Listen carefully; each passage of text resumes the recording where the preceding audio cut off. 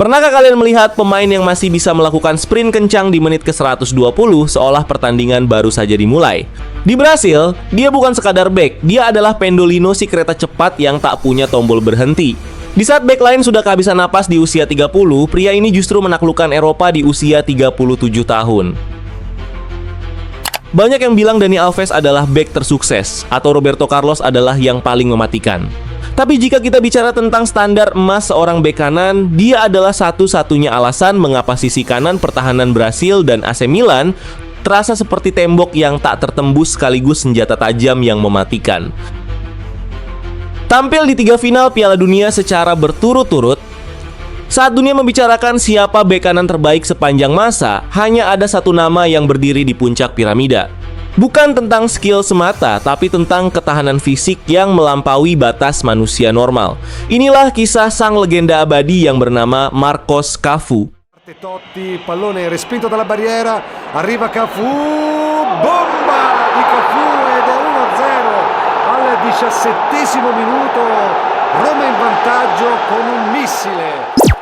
Cafu adalah produk revolusi bek sayap Brazil era 90-an, di mana timnas Brazil ketika itu menerapkan filosofi bek sayap yang lebih agresif untuk menyerang. Tak heran jika Cafu tumbuh menjadi bek sayap yang punya atribut menyerang mumpuni. Bersama Roberto Carlos, Cafu benar-benar ikonik pada masanya. Mereka menjadi role model sepasang bek sayap di eranya.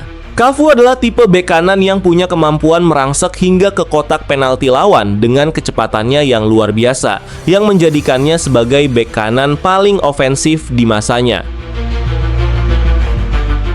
Pada masa jayanya, Cafu adalah penakluk dunia yang mengoleksi 3 medali dari 3 final Piala Dunia berturut-turut, yaitu pada edisi 1994, 1998, dan 2002. 2 kali ia merengkuh trofi emas, yaitu pada tahun 1994 dan 2002, dan sekali sebagai runner-up pada tahun 1998. Marcos Evangelista de Moraes lahir di Sao Paulo, Brasil pada 7 Juni 1970, 2 pekan sebelum Carlos Alberto mencetak salah satu gol terbaik dalam sejarah untuk membawa Brasil menang 4-1 atas Italia di final Piala Dunia 1970. Sama halnya dengan pemain Brasil lainnya, sebelum menjadi seorang penakluk dunia, Cafu mengasah kemampuan sepak bolanya di jalanan. Sedari kecil, ia sudah beroperasi sebagai gelandang kanan. Inilah mengapa julukan Cafu melekat padanya. Nama itu berasal dari sosok Cafurringa, pemain sayap kanan Brasil yang cukup populer pada era 70-an.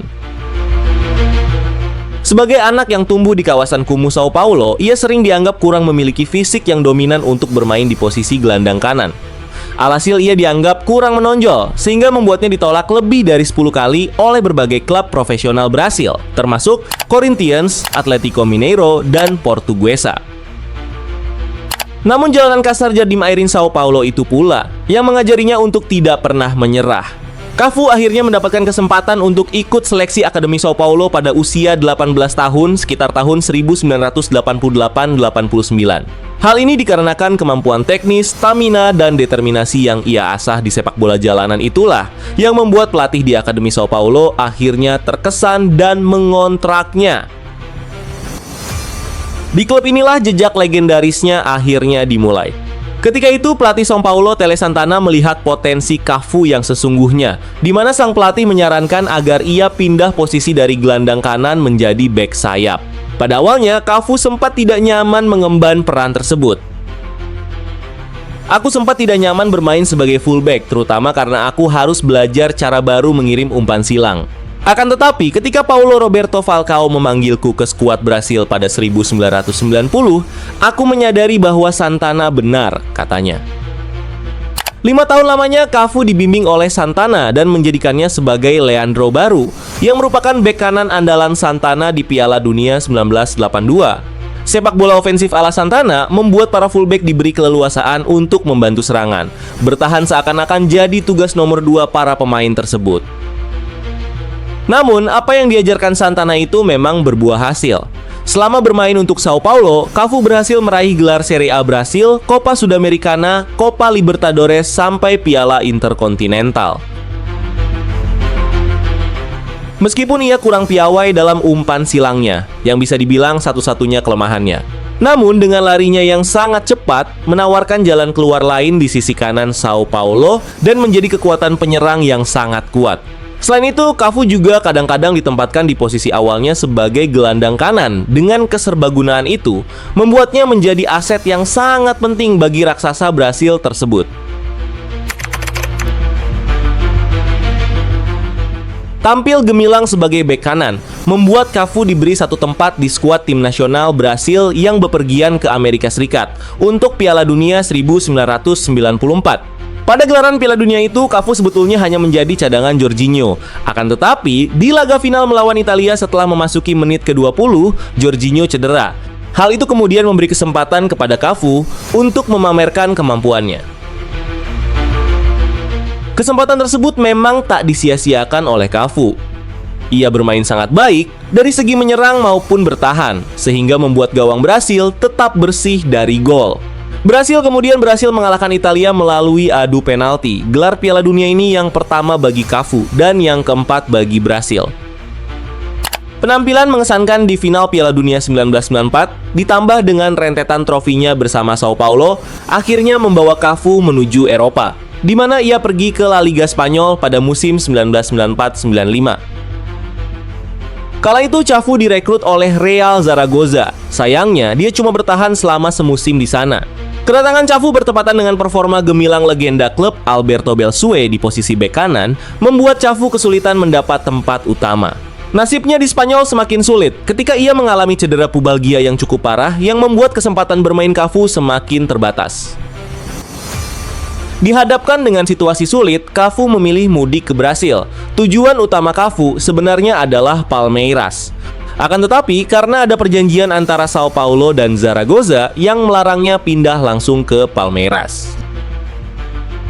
Cafu akhirnya terlebih dahulu dibeli oleh Juventus pada pertengahan 1995. Kontrak dengan Juventus diatur agar ia tetap aktif bermain. Lalu pada tahun 1996 barulah ia direkrut oleh Palmeiras. Secara teknis, perjanjian antara Sao Paulo dan Zaragoza tadi tidak dilanggar olehnya. Bersama Palmeiras, Cafu kembali menemukan performa terbaiknya, sehingga membawanya pergi ke Copa America 1997 bersama Brasil.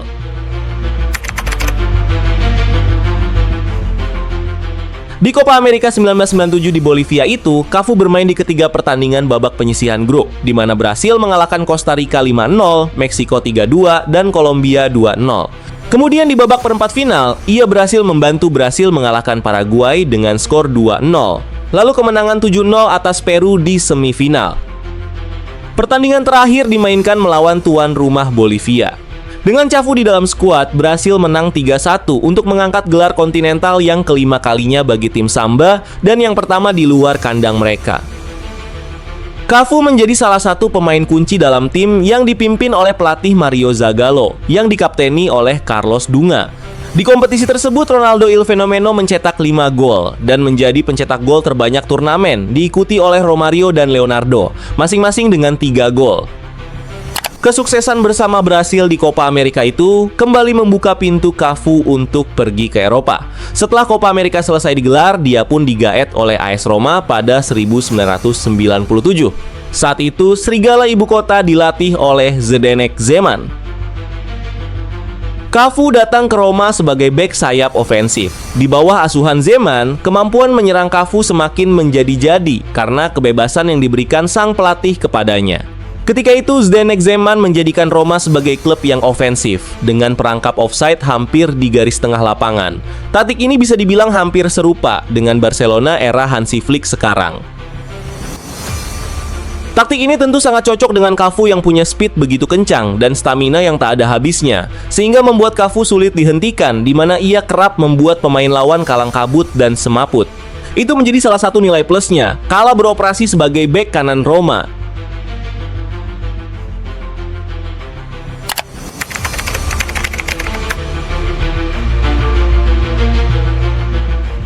Ajaran Zeman itu lantas dibawa Cafu ke timnas Brasil pada Piala Dunia 1998. Ia menjadi salah satu sumber serangan utama Brasil bersama Roberto Carlos, Rivaldo, Ronaldo, dan Bebeto. Seleção asuhan Mario Zagallo pun dibawanya lolos ke semifinal. Sayangnya dalam pertandingan semifinal melawan Belanda, Cafu tidak bermain karena terkena akumulasi kartu. Posisinya digantikan untuk sementara oleh Zé Carlos. Beruntung berhasil menumbangkan Belanda lewat babak adu penalti dan melaju ke final kontra Prancis. Di babak final Cafu kembali bermain, namun sayangnya perjalanan berhasil menemui anti klimaks. Prancis pimpinan Zinedine Zidane menunjukkan kedikdayaannya dengan menang telak 3-0.